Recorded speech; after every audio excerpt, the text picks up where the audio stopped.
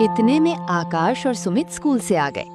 आते ही दोनों बुआ जी के पास जाकर खाने को मांगने लगे। जाकर अपनी नई अम्मा से क्यों नहीं मांगते?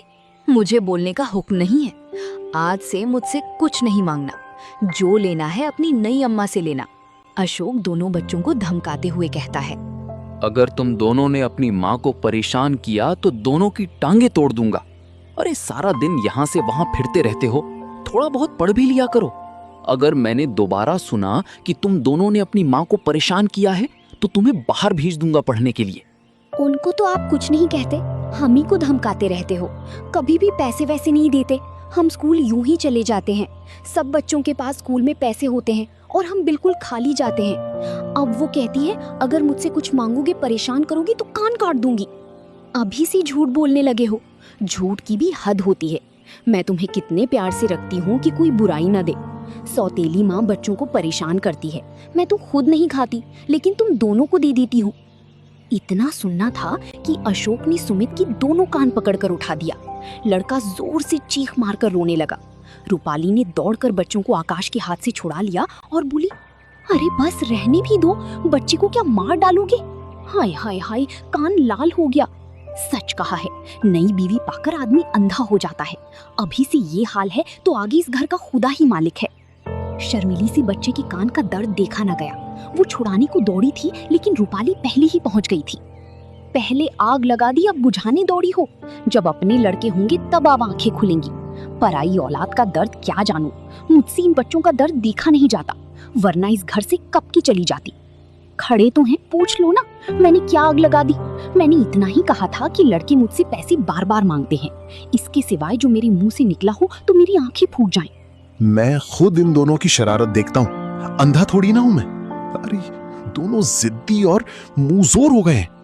आकाश को तो मैं आज ही हॉस्टल में भेज देता हूँ। प्रिंसिपल से मेरी बात हो गई है, इसका सारा सामान पैक कर दो। अरे अब तक तुम्हें इनकी कोई शरारत न सूझी थी, आज आंखें क्यों इतनी तेजी से खुल गई? बच्चा हॉस्टल में अकेला कैसे रहेगा? अगर इसकी माँ होती तो ऐसा कभी ना होने देती। तुम्हारी ही ने इन्हें बिगाड़ के रखा है।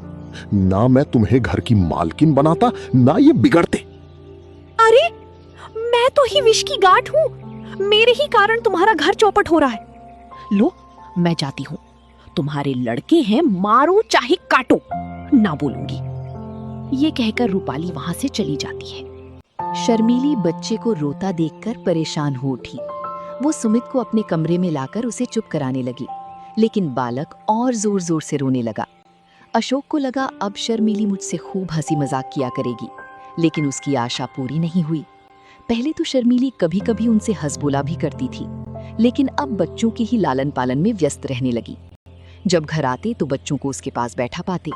कभी देखती कि उन्हें नहला रही है, कभी कपड़े पहना रही है, कभी उनके साथ कोई खेल खेल रही है और कभी कभी कोई कहानी सुना रही है। एक दिन अशोक का एक दोस्त अशोक से मिलने आया और अशोक से कहने लगा, आजकल तो बहुत अच्छे से हंसी खुशी रहते होगे नई बीवी के साथ। अरे तुम बड़े भाग्यवान हो यार, जो इस अधेड़ उम्र में जवान पत्नी मिल गई। बहुत ख्याल रखती होगी तुम्हारा। यहाँ देखो, अरे जिंदगी बवाल हो रही है। मैं तो दूसरी शादी की फिक्र में हूँ।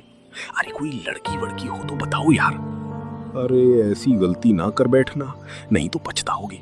लौंडिया तो लौंडों से ही खुश रहती हैं, हम तुम अब उस काम के नहीं रहे। सच कहता हूँ भाई, मैं तो शादी करके यार बहुत बुरी तरह से पछता रहा हूँ। अरे बुरी बला गले पड़ी। सोचा था 2-4 साल और जिंदगी के मजे उठा लूं, लेकिन अब अरे ऐसा लगता है कि भाई जिंदगी की बहुत बड़ी गलती हो गई। अशोक भाई, तुम भी क्या बात करते हो यार? लौंडिया को पंजू में लाना क्या मुश्किल बात है?